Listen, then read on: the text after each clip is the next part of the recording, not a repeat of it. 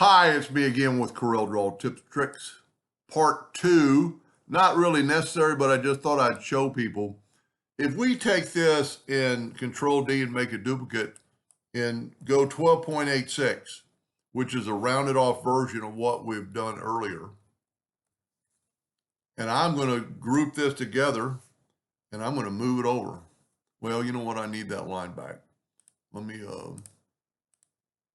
ungroup it. I want that same exact line. So let's make a duplicate of that and move it over. Well, yeah, make a duplicate and put it back. Now I'm going to group these together, Control G. I'm going to get rid of this and I'm going to move this over.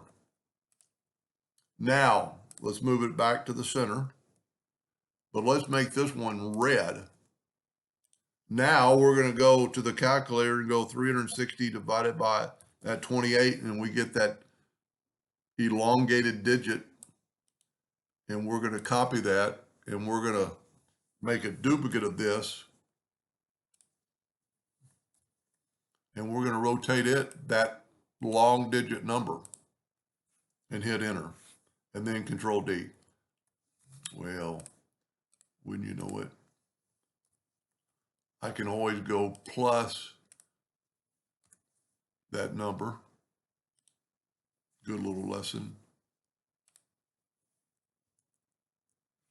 Control D, Control D. I just was going too fast. Now, let's group this together and just imagine it's not going to really matter. But if you have to be precise, like on a gear, if we look at the top one, it's dead on. The red's behind it. But it's going to progressively, look at the red showing. Let's go all the way around toward the bottom. About a third of the line is off.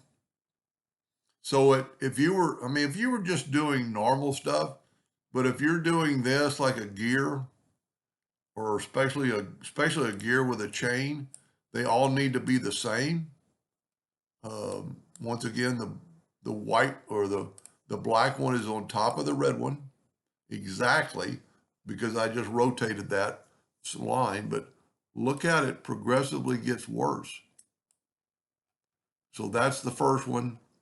This is the last one if you had a lot to do. So I'm going to say that's 1/3 off.